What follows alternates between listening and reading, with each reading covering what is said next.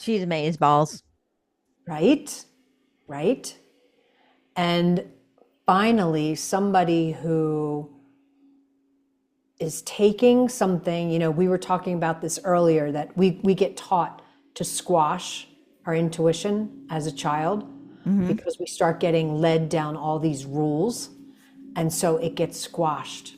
Yeah. And now In she's going to intuition, cultivate. when you're a kid, it's as obvious as hunger, thirst, tiredness, restlessness, boredom, loneliness, all the Right. things that are bad for us, or, well, I mean, not Now we're necessarily taught. our nature's embedded way within us to tell us what to do next to take care of ourselves.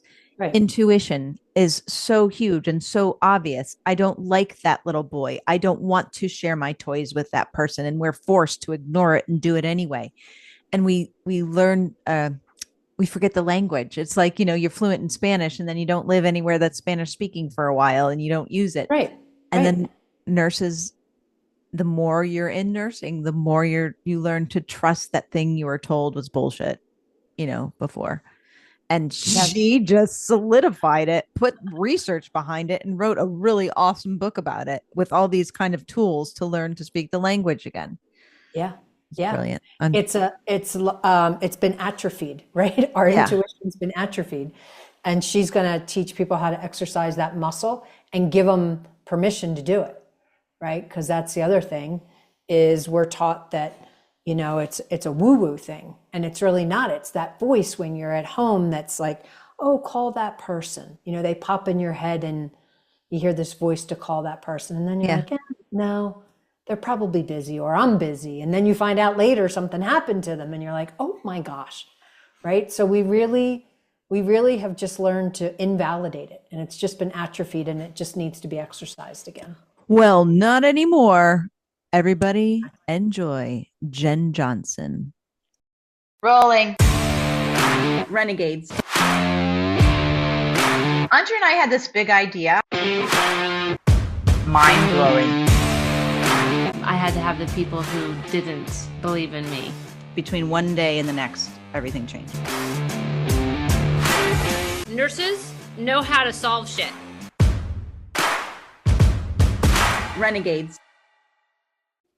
Welcome to the RNegade podcast, a revolutionary approach to continuing education for nurses who don't just do what they're told.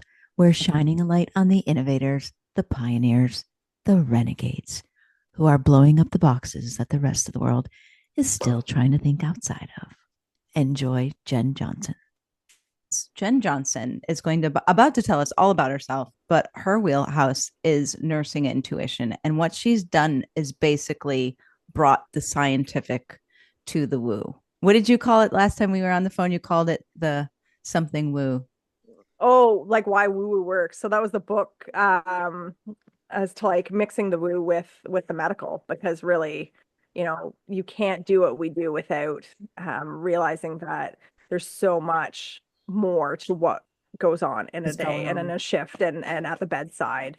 Because you can't work with people and see life and death without, after a while you go, oh, there's more to this. There's more to this that they haven't taught us. There's more to this than we're talking about. And you can't help but get any sort of spiritual angle, I feel like, without coming away from it and just going like, okay, there's more to this. Yes. There's so much more. So that's a good teaser. Stick a pin in there and tell us about yourself. Tell us about yourself in a way that's not just me reading your LinkedIn bio. What would the people who know you best say about you? So I'm Jen Johnson. I'm, usually the token Canadian in any given room. I'm an ER nurse of over almost 17 years in May. I've worked in hospitals big and small, so as big as trauma centers, stroke centers, pediatric emergencies, to as small and as rural as it's just me in the ER. Yeah. And then we call the physician in and say like, "Hi, we've got a patient. Come and see." Oh my gosh. Yeah. So I've worked the spectrum. I've big, small, medium. I'm kind of small to medium now, still at the bedside.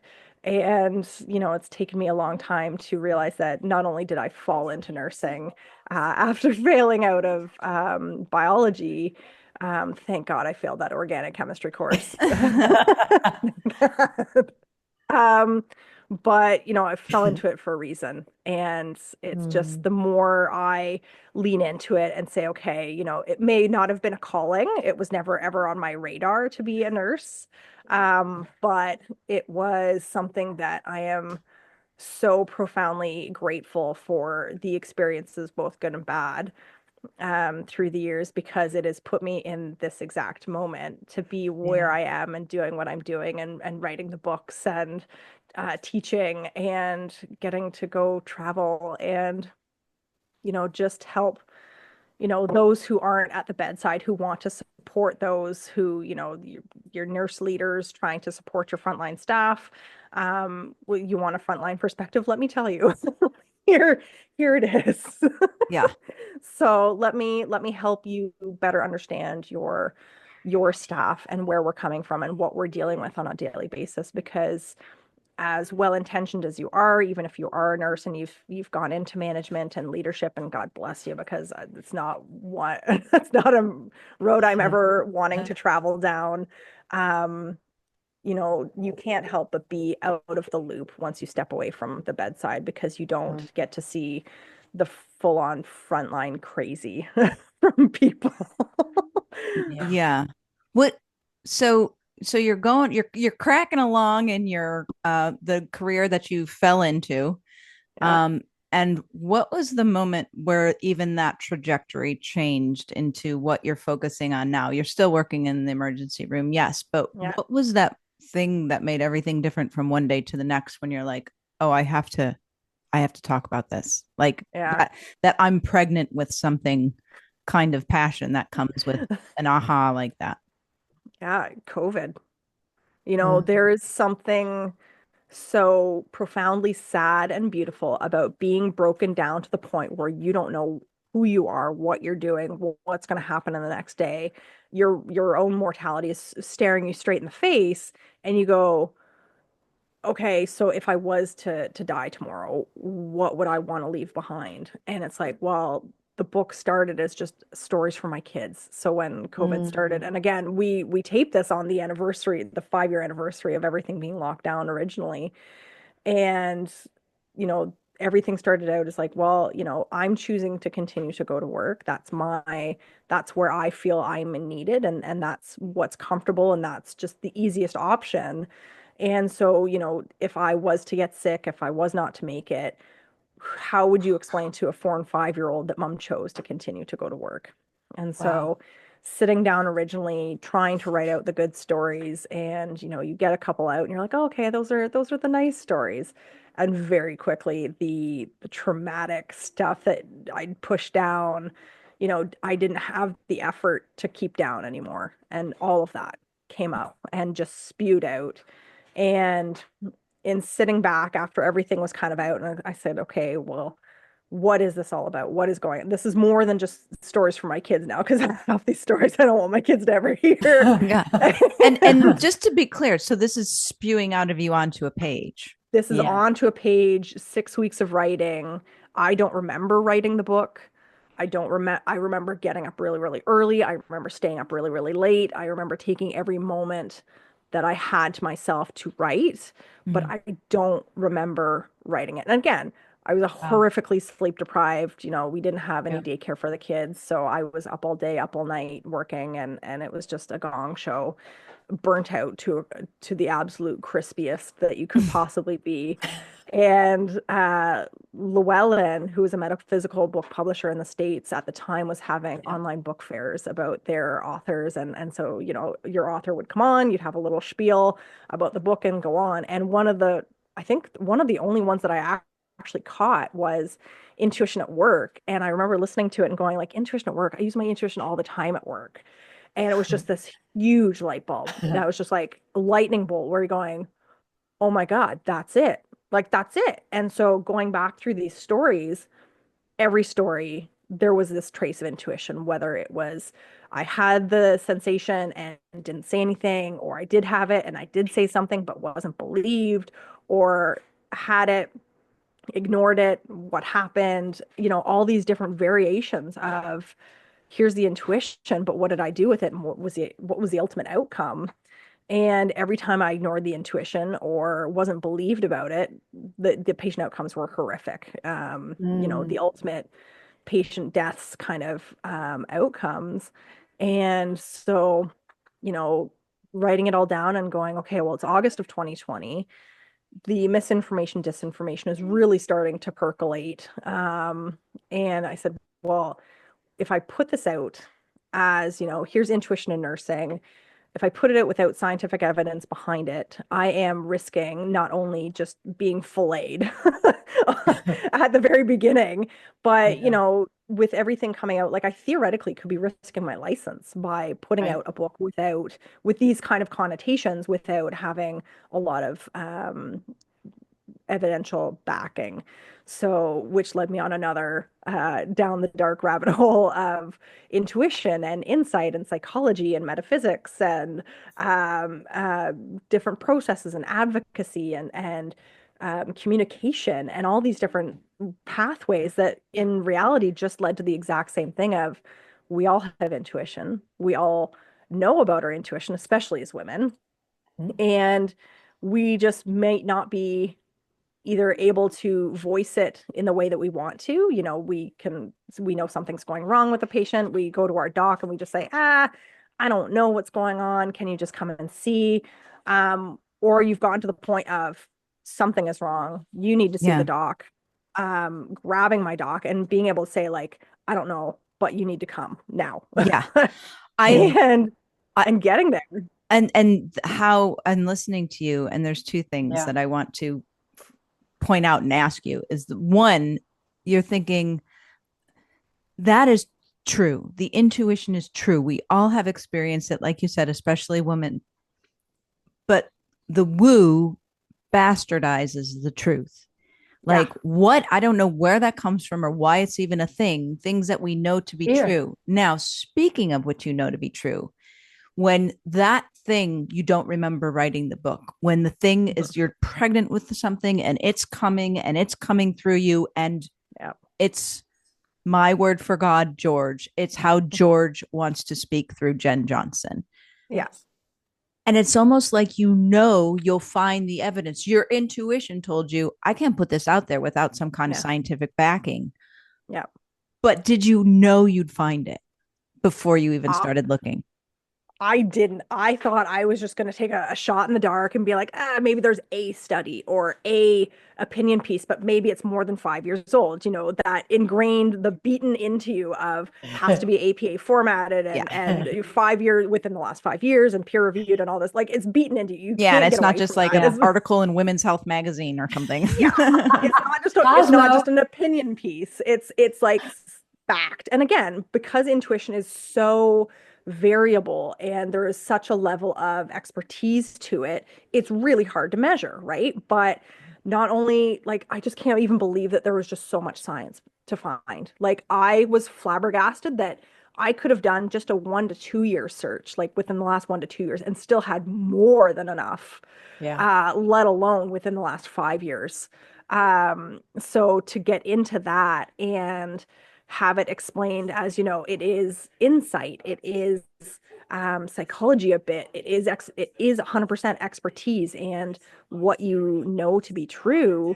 And it's just one of those things where I was just so blown away that there was so much to pick from. And it wasn't just one area.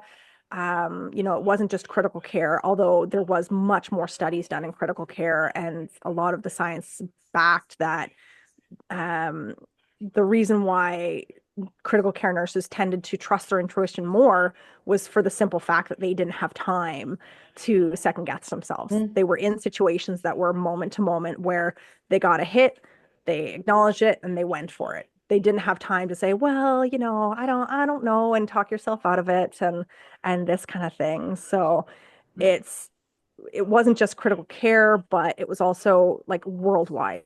Like almost like it's most pronounced and there's most research to be done in the areas where you don't have a choice but to rely on it a bit.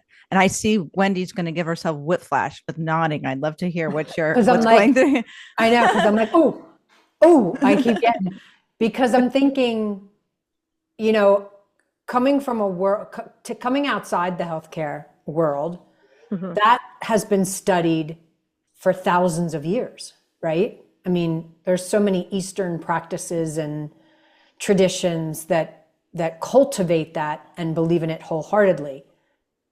So I'm sitting here thinking, wow, when you were first talking about, I wasn't sure if I'd find the research, because there's plenty of it out there. Was it hard to find it in healthcare, specifically like nursing or critical care nursing? Like, was that even overwhelming what you were finding? It's exactly like, so not only was there just so much information on intuition in general, then like throw intuition in healthcare specifically, and especially in nursing, not just healthcare broad, like nursing, so much information. And so it took me a while to go like, do I bridge out of just a specifically medical journal kind of area? Do I branch out into psychology? Do I branch out into metaphysics? Do I bring it all in, or am I still going to just focus in on this one sector? Because there was just so much, and it ended up being, I did take a little bit from everywhere, just because again, the more holistic approach, the more well-rounded, the better we're going to understand it all. And I'm just still, even to this day, still blown away. And you've tapped into a genre that is like, it is the drama and it's why Joe Dispenza's book, Everyone, is so good. And he never repeats a story, because every time you discuss what we all have, that it's real magic, and it's 100%. It's real magic, and it's scientifically proven. And it's like, I can never get enough of hearing about my magic, like, right? Especially when it's not, you're not like on center stage and somebody's like flattering you. It's like, wow, I have that. And the genre, you could have book after book after book. And so that's so cool that you're the one to do that, to tap in and help nurses to rely on that thing that saves lives when you trust it. Yeah. If nothing else, just to acknowledge it. So again, like when I talk about it, everyone's like, oh, well, what do you hope to kind of do with this? I said, honestly, if I just open the conversation, out of 3 a.m., I will be so beyond grateful that that's what I'm hoping for. Because, I don't want there to be a newer nurse who's having these intuitive hits, who's 100% right with what's going on. I don't want them to doubt themselves any more than they're already naturally going to. I want to give them just that extra little boost of, oh, I did hear this. Like I went to a lecture on this. My professor talked about this once at university. I remember my preceptor talking about this. Like, I want there to be it being just such a conversation that's just so natural and so open and not closeted, because I'm so tired of all the things that we do as humans that are closeted, that to bring this out just into be a viable topic where you're not automatically going to be dismissed is truly all I'm going for. How did you start practicing talking about this? So you're writing this book, you're discovering all this research, but it's still another level of courage to kind of just open it. Even though you have the science, you're talking about something it's like set in the dark corners at 3 a.m. 100%. At the nurse's station. Yeah. So how did you start getting over that and talking publicly about it? Was it at work? Did you jump right in, or at first was it just having conversations at work? I think a lot of it was conversations at work. And because everybody was just, again, August, September, October 2020, we're about to go into the actual big first wave of COVID, especially in Canada. And, we're all just so beaten down that we could have talked about anything. And nobody had the reserves to fight it, which, for as awful as everything has been with COVID, it allowed a lot of people to drop their guard about a lot of things, if for no other reason, they just physically didn't have the resources to fight it. And again, that's where I was. 100% the same thing. Originally when writing, it's just like when I'm putting two and two together finally, and finally getting to the point of saying, okay, this is a skill that I'm using. It's not just me goofing off at triage and playing a game and just trying to keep myself interested. There's more to this. There is 100% more to this than just me goofing off, because that's how it started, was me just trying to do 12 hours at triage with seeing 80 to 100 to 120 people in 12 hours, and just trying to be competent enough that you're not going to lose the humanity about those people coming in, especially within the last 4 hours. You're done. You've heard it all. You've already probably been yelled at. You know that people are going to wait a long time, and everybody's frustrated and upset, and you get it. So it's hard to not want to just smile and nod. Oh, okay, abdominal pain. Okay, yeah, and be that typical ER nurse where you're super blunted. You're, the bitch ER nurse, where you're not having a lot of emotional reactions to things. You're very stoic. You're just like, on to the next kind of thing. Just trying to stay human while dealing with humans all day long, and humans who are in pain and suffering and anxious and stressed out and unsure and all these things. And for it to finally come full circle and be like, oh, this is a skill. Like, this isn't just me goofing off. This is truly a nursing skill that I have developed, and I have been able to hone because of sitting at triage for 12 hours and having no other option. It's just been so interesting to finally get there. And then when I started first talking about it, people are like, oh yeah, well, I've done that before. And you're like, you have? Like, truly? Like, honestly? Okay, tell me your story. And so the more I found that the more that I put myself out there, and the more that Yeah. I was willing to give up, to say, I'm walking the line of the woo, and, here's me putting myself out there, to then get 3 and 4 and 5 stories back from colleagues that I'd worked with for, years, and had never known about these stories of theirs before. I'm going, oh, there's way more to this than I'm understanding. And so again, became a game to say, here's my stories. Learn from me. If nothing else, don't repeat my mistakes. If somebody can learn from my pain, please do. It would make it hurt, just that iota less.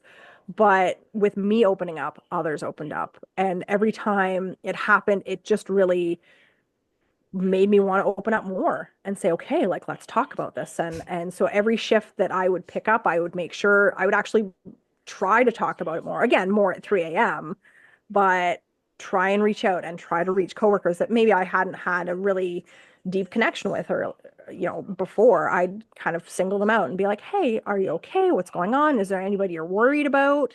And under the guise of just being a charge nurse and making sure that everybody's okay and that there's nobody who's deteriorating in the department without me knowing. It's also, hey, do you have any, are you worried about anybody? Oh, And that's so good. just Yeah. Yeah. going and making sure that you're okay. Are you supported? Are you feeling, are you concerned about something? And then that opens up that conversation about, you may or may not go down into the why don't you feel good about somebody, but they're 9 times out of 10, they're going to offer it up anyways, but they're going to stick to the stories concerning the vitals are trending in the wrong direction. I just don't know. They're not going to say intuition. I They're not going to love the say, question though. I know Oh. you're essentially cultivating their skill without them knowing it. And so you answered it to some degree, but I'm curious, as you started having these conversations, how many people were like, yeah, I operate like that all day long. That's what I rely on. Yeah. Versus how many people who are like, yeah, no, I kind of just follow the rules. And was it, or what I've been taught and not to question? And this next question on the heels of that, did you find it with certain nurses, like certain specialties? Like, I'm thinking hospice nurses. This is like a pretty cultivated skill. 100%. But could you find different specialties where it was where you saw it more, they relied on it more. Okay, those are good questions. So I just want to review. So did you find more that the people were eager to say that that's what they used, or no, I stick to the rules, no, first and foremost. And for the people who did use it more and boldly use it, what specialty is that what you're asking, Wendy? What specialties did you find used it more boldly? Could you find a trend? Yeah. Could you find a trend? Cool. Good questions. So if you're a nurse, what's the feeling you associate with going to the mailbox and seeing that notification that says your license is up for renewal in 90 days? Do you go, yes? Or, oh, right? Why?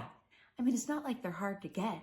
You have 2 years and there's so much free stuff out there. And yet we drag ourselves across the finish line, kicking and screaming because they suck. They're boring and antiquated and the delivery mechanism is inconvenient. And the thing is, if you're a nurse, we love to learn. We're always listening to podcasts and audiobooks and YouTube videos because we're just curious. But we have to pick through this pile of crap so that we can remain a nurse. Well, we created RNegade.pro to change that. We wanted nurses to be able to get credit for the stuff that they're naturally inclined to do anyway. It starts with a podcast. And then we're creating courses, and we want everything we do to feel like what you're naturally doing.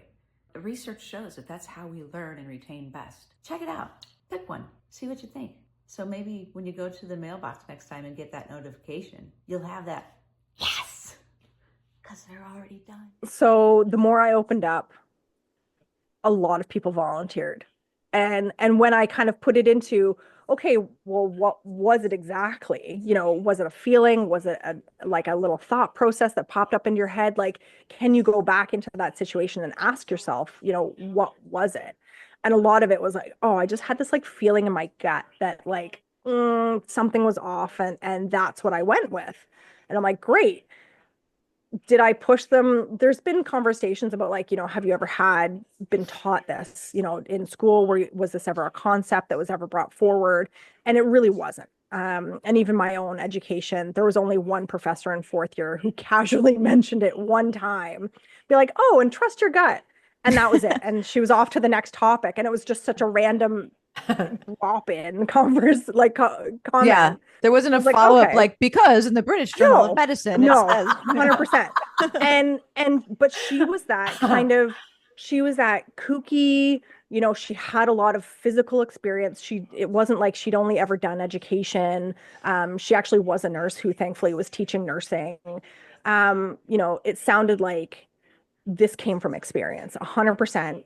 Just looking back on it, felt like it came from experience. And she was the one also who's like, you know, if I teach you nothing in 6 weeks, UTIs in the elderly will cause a huge host of problems. And she goes, if you take away nothing else, that's what you take away. And in the ER, so like I lean on that easily every shift. Easily, if not multiple times in a shift. It's my go-to, like, oh, have we checked a urine? Like, yeah, someone's more like in report, you're like, Betty in room 5's batshit crazy. She must have a UTI. Oh, okay. Is that normal for Betty? Is it a behavioral thing that's bringing them in? Like, is it just the long-term care home can't cope? And we've kind of done a drop and ditch for behavior, and it's like, oh, well, we're not sure, and family's not really involved, and so you're like, and she's not really all that communicative, and so you're like, well, let's just do a urine. And sure enough, always just rip roar, like it's like one big pus cell is coming out when you end up having to straight cath them because they can't follow commands to go on a bedpan or get out of bed. Yeah. So you straight cath them, and you're just like, it's one pus cell that comes out. You're like, well, there's your answer right there. 100%. Yeah. How many little old ladies in nursing homes are medicated, given sedatives for their urinary tract infection? All of them. I would put money on 80 to 90% of them. 100%. Wow. Easily. Because it is just such an overlooked, understood thing. And it's even gotten to the point where, sorry, way off topic. We're going down the rabbit hole. I know. I'm going to bring you guys back around. Yeah. No, go ahead. We got Wendy. We've got Wendy. So, you know, reflect on your learning. And it's, Oh my gosh, where was that going to Urinary go? tract and 80, Urinary 90%. tract and urinary tract infection. So unless you're having symptoms, typically, even if your urine is positive, they won't treat you in the community. If you're elderly with a UTI, it's not until you're symptomatic. And again, symptomatic could also mean not just pain when peeing and blood and foul smell and having to go all the time. It's also new acute confusion, delirium, fevers, back pain, all this kind of, craziness. So it's not until people are now, because it happens just so frequently, people aren't treated until they're symptomatic because they're trying to decrease the rate of antibiotic resistant organisms, as I'm married to infection control and hear that all the time. Oh God. Okay. Okay, now All right. So then back around Thank you, second Wendy. question. same question. Did you find more nurses than not who rely on their intuition? And did you find a theme and specialty with it? So because I've typically only worked emerge, it's hard not to think outside of critical care because the majority of who I deal with is ER or ICU, sometimes the floor, but typically there really isn't a lot of back and forth lately because we've upgraded systems. And so now when a bed's available and you've marked the patient ready, it's an automatic switch and you've written out your TOA. It's not like you're talking to somebody much anymore. It's only when I have concerns that I will then physically call the floor to be like, hey, you've got Mrs. So-and-so coming over. Just as an FYI, I didn't want to put this in the chart, but there are behavior concerns. Just watch yourself, be careful. It's usually more of a safety concern with the nurse that I'm like, hey, just be careful. But I'll typically try and give them a heads up. So it's hard to take it out of the ER and the ICU, but experience has been huge, or at least those who have experience are at least willing to then let you in to say, oh yeah, I do that all the time. That's not a big issue. It's newer nurses who, again, have been beaten into submission by the nursing universities and colleges where they go oh, well, I'm not sure. And they're hesitant and they're nervous and they don't want to make a mistake, but they're going to because that's nursing. And they're not quite there yet with not just vocalizing for the patient, but vocalizing for themselves as well. Sure. Because it takes time to get to know your docs and to be comfortable with just going up into their face and being like, you need into room 2 now. And they're like, well, just let me turn this thing up. I understand and I appreciate that. I'm gonna need you now. It's either now or a pre-code in 10 minutes. Pick your poison. But I've become very glib when it comes to talking to my docs when it is a potential for an emergency situation that's evolving. So the theme, but the theme you found across specialties is experience. And so it's something we all have that's inherent in every nurse, every human, but it's the experience that allows you to learn to trust it. Yeah. Or at least be vocal about it. Yeah. Right. Sure. You may be internally, and same thing. I did the exact same thing. I was internally developing it without realizing that that's what I was doing, let alone reaching out for support. Yeah. So again, this is why my whole mission, just to talk about it, is the whole game, my whole game anyways. But you're actually doing more than talking about it now with your book. Yeah. Because you have a journal piece to it, where you're actually, I'm going to guess, teaching people to cultivate it because you found it so that it sounds like it's such a missing link, especially for new grads, and it has such a place in, I don't want to say medicine, but care. Yeah. Yeah. Talk about your book and that part. Yeah. Cause you're doing more than just giving people the space for a voice. Yeah. Now you're actually going to cultivate it, which is very powerful. It's one of those things where, being almost potentially halfway through my career, you look back and you go what would I have killed for when I was first starting? And especially starting in such a small hospital that there really wasn't all that much support to be had to begin with. They're just like, okay, so you're working the ER today and see ya. And you're like, I've been trained for 6 weeks and okay, like let's hope nothing actually emergent happens because I have no idea what I'm doing. But to have that piece of, you know, how many people have I helped? How many people have I touched? How many bodies have I wrapped? I couldn't even guesstimate a lot of the things that are so core to nursing and the things that we don't talk about. So when I looked back and I got the opportunity to speak to some new actually, so they were first year nursing students, first month of nursing school. So September of their first year. And, the teachers had me come in to talk about nursing intuition and talk about my experiences and stuff. And all of their questions were about how do I prevent burnout? How do I manage work-life balance? How do I manage shift work? How do I, it was all these ridiculously in-depth, so observant kind of questions. And I'm like, I don't even think I've asked myself any of these questions ever.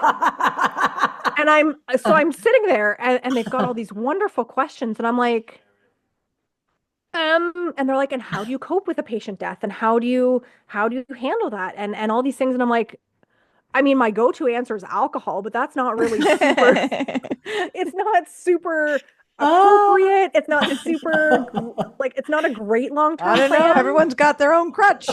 Everybody's got their own crutch. And, the easiest answer is always like, so you get a therapist and then you get a second therapist as a backup in case that first one isn't available, because it's going to happen. And you're going to be in crisis. And sometimes it's nice just to know that you've got people in your corner who have no affiliation to the hospital or what you're doing, don't know you in real life, quote unquote. Yeah. And so you've got those people to lean on. And so I left those teaching sessions and I'm just like, they're so far beyond what we're even doing as experienced nurses. And I'm like, they're so unsupported. Oh my God. And this is moment one of nursing school and they're so unsupported. I'm like, okay. So that's where the journals all came from. So the grief journal, the 100 shifts journal, the nursing wellness journal, it was all in an attempt to just fill that gap, because I'm like, okay, let me try and support you. You've told me what's going on. It's on me now that I've got this information to do something about it. So let me try and come up with something. So that, especially the 100 shifts, here's your 12-hour shift. You can kind of jot form what's gone on in a day, because truly, you always think, oh, when I have a minute, I'm going to look up that medication. I'm going to look up that pathophysiology. I'm going to remember that I started that IV on that day and that was my first time that I got an IV on my first try. No, you're not. It's gone. It is gone. The second you hear that ding of the clock out, you shut off. It's just an autonomic thing that just happens. And so you've got all these questions that you are absolutely paramount to you moving forward and developing in your practice, but they're gone because the second you relax, that's all your body wants to do. You want to sleep, you want to eat, you just want to veg out, you do not want to think. And if you hear anything beeping, it's going to drive you through the roof. So, here's an option to support you as you start. Mark down, what were the wins of the shift? What were the losses? What was good? What was bad? What could be improved upon? Did you get any water this shift? Did you get any sleep beforehand? How many steps did you do, just to kind of see on average how many steps that you're doing? Did you get breaks? Were you fully staffed? Things that are paramount to a shift going well, and thereby you also doing well. So let's start to keep track of things, because I mean, data is king, and everybody wants data, so that when you've got a concern and you want to go to either your union or your boss and say like, hey, I'm having an issue getting a singular break in 12 hours on a day shift, you can say, let me look through these past like 40 shifts. So it's been like 4 or 5 months of data. I've had no breaks on day shift. Yeah. It's unacceptable. So what are we going to do about this?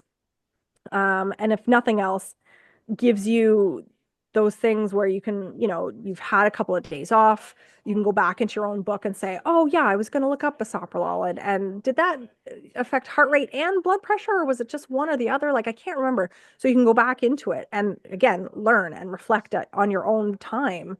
And really the best part is especially the wins, because a career in nursing is made up of very, very small, minute wins that are forgotten about in an instant. Everybody's always looking for that big win. Oh, we want to get somebody back after they've arrested, or we want to be able to save a life, kind of thing. Sometimes that doesn't happen for years, if at all. And so you feel like until you reach that benchmark, you're not a real nurse, when in reality, that whole time leading up, you've had win after win after win. And so when you have that shift that just knocks you down and drags you out, and you're like, why am I doing this? Especially in the first couple of years, you can go back into your own experiences and go, oh, well, that day I started that IV, that day I advocated for that patient, that day I trusted my gut. That day I was able to break through to a mental health patient and get them more help than they probably were going to get had I not taken the time. And that's what's important.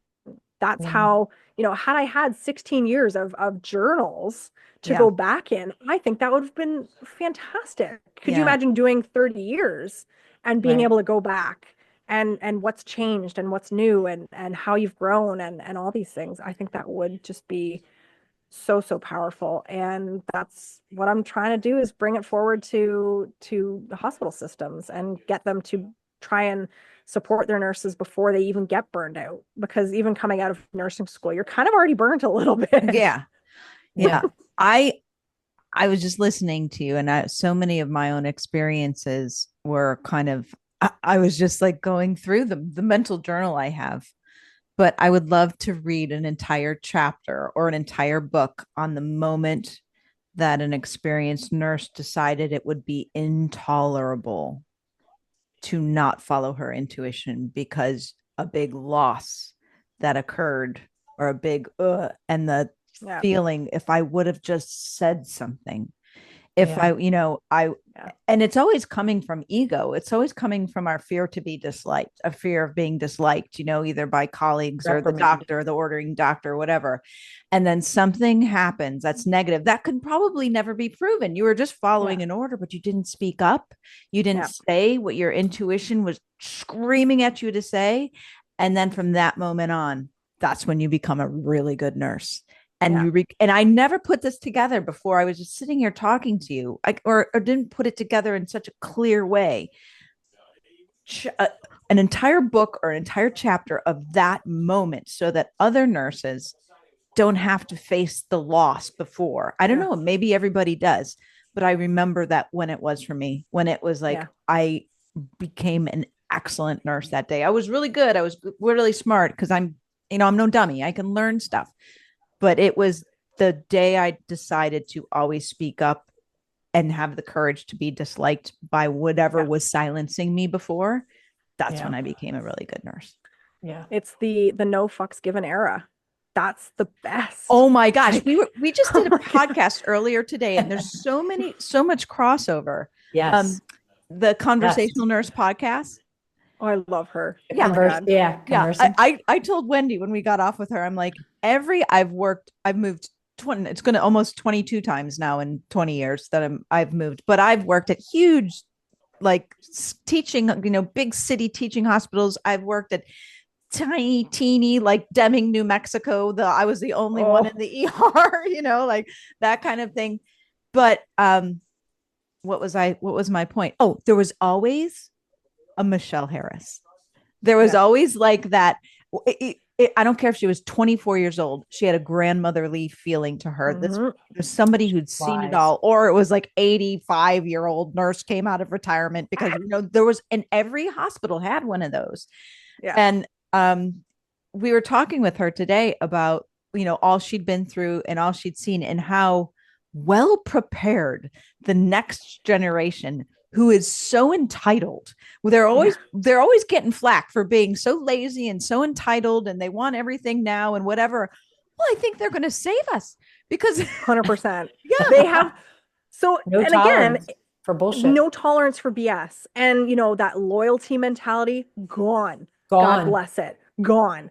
If you're not going to treat me right, why am I sticking around? They're already understanding their worth. Yeah. They know because they've gone through the pandemic. They've seen how the world had reacted to nurses finally. They realize that they have got real worth and they're over it. And I love this generation so much that, and again, it's that whole thing where everyone's like, oh my God, there's a nursing shortage. No, there's not. There's a nursing shortage of people who are willing to put up with the absolute bare minimum. That is what the shortage is. Everybody else goes, oh, you want to pay me nothing to work my behind off and kill myself for this job and live in some miserable town that I'm not even happy with, when I could be making agency travel wages, nurse.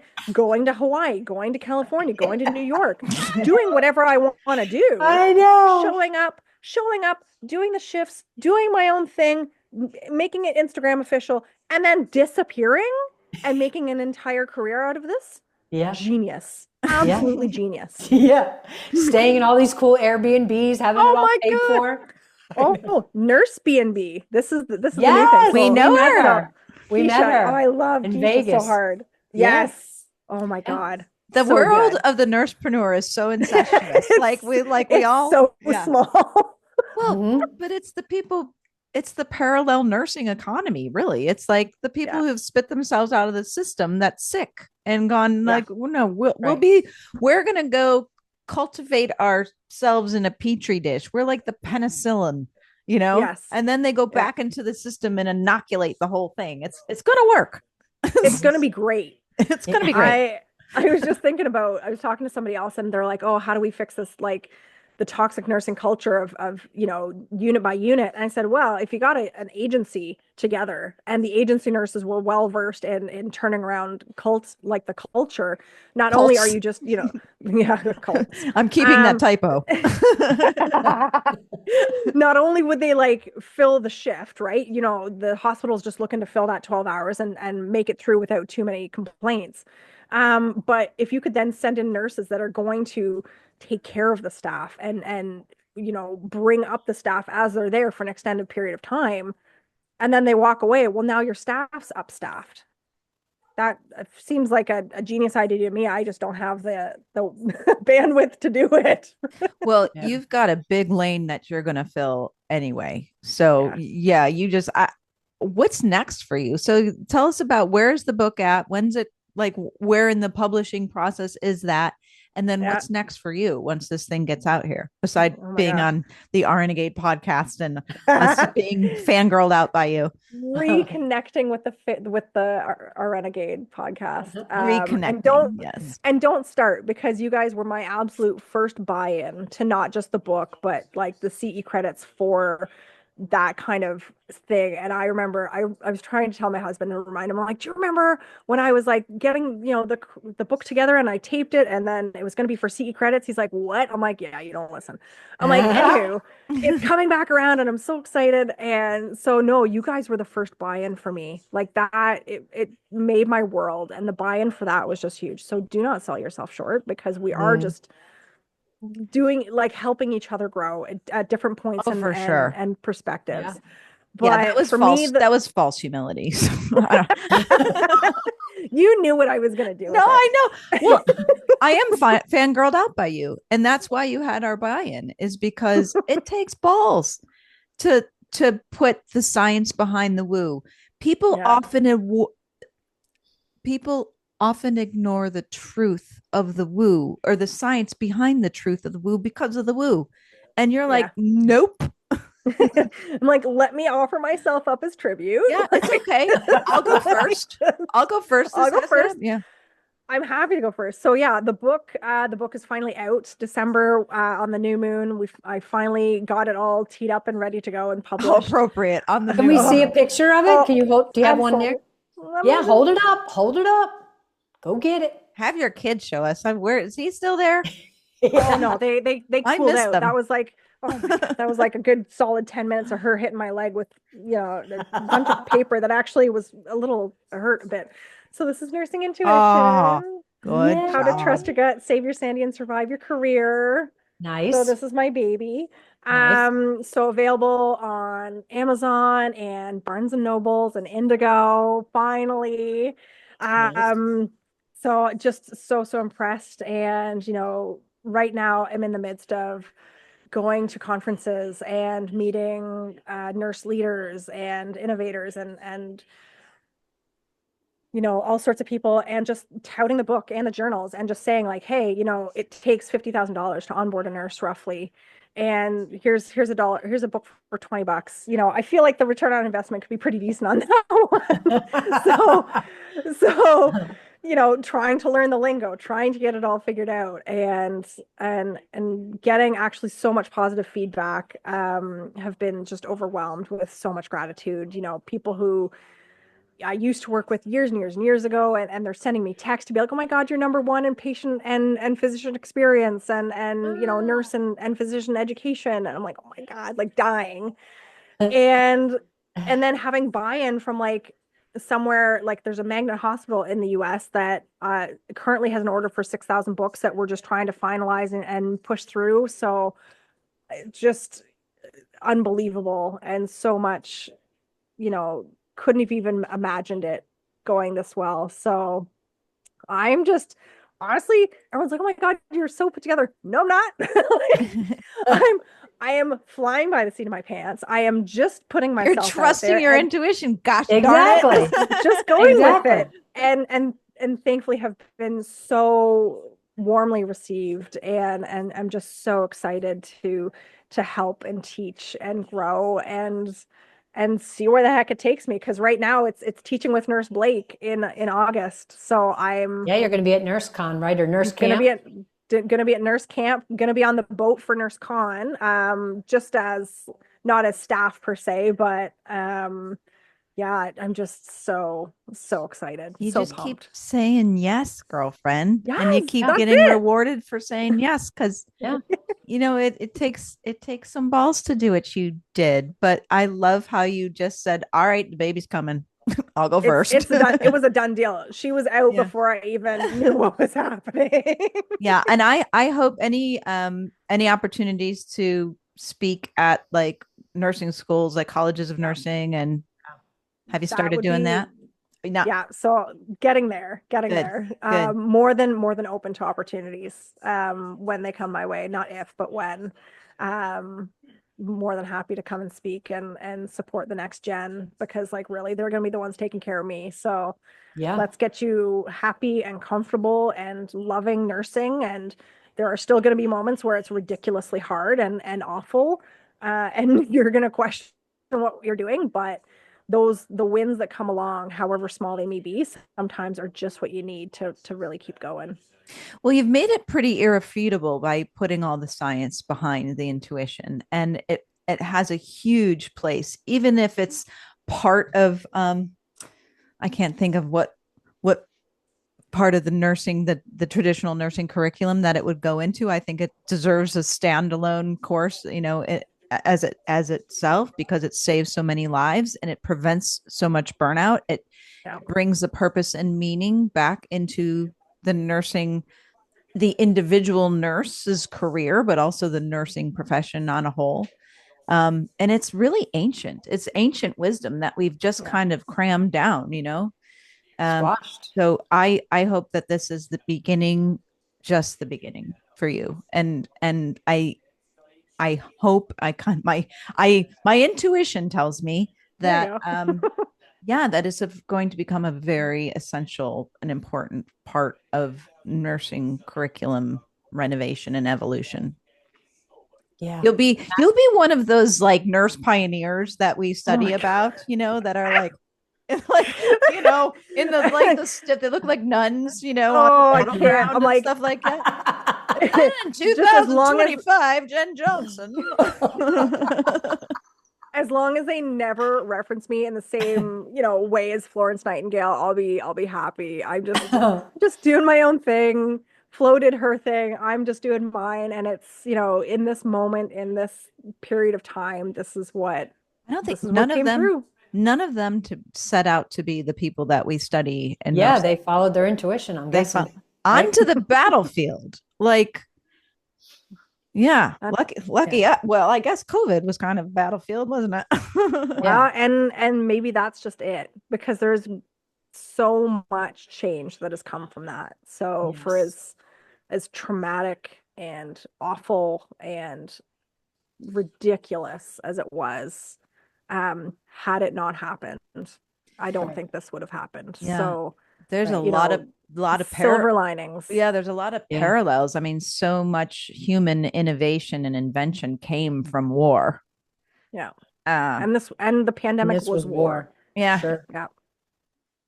On a lot of fronts. Yeah.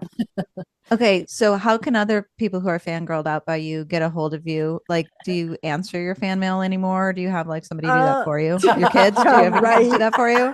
So they can use the internet? If I could get the kids to answer my email, that would be amazing. Yeah, so I'm probably most active on LinkedIn, Jennifer Johnson, BSCNRN. Please do not come for me for the stupid BSCNRN. There's just too many Jennifer Johnsons. I should have kept my maiden name. I like the alliteration though. Oh yeah. JJ, right? It's JJ now. So anywhere that I've worked since my first job, it's always been JJ, because I've been married since. So it's like, okay, I guess I can't get rid of that one. But TikTok and Instagram are at ernursejen, ernurse.jen, JENN.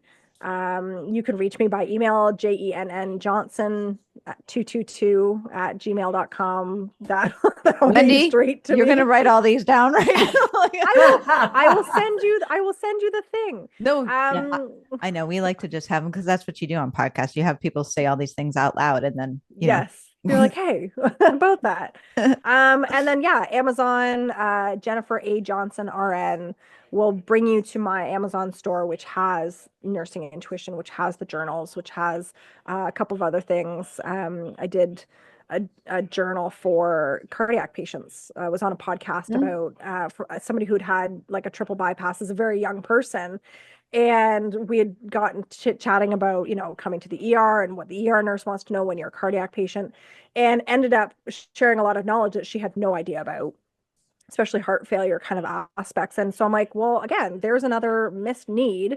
So let me put together a book where you can measure your blood pressure and heart rate and your swelling in your legs. And are you sleeping on more than one pillow at night? Or all of a sudden you've had a 20-pound weight gain over the past 2-3 weeks.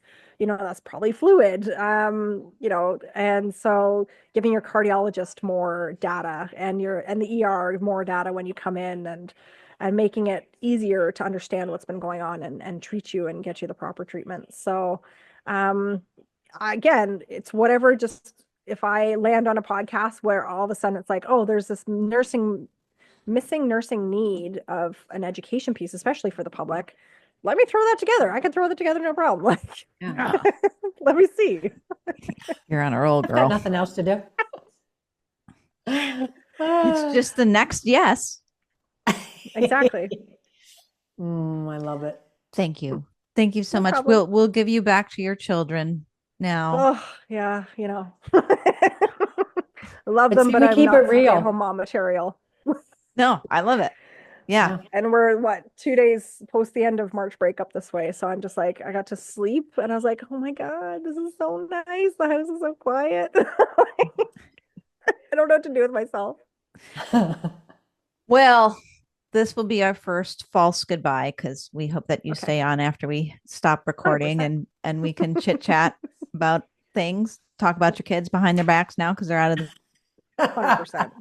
100%. But thank you for your time, and thank you for your contribution to the nursing profession. Thank you. Can't wait to see what you do next. Exactly. Bye.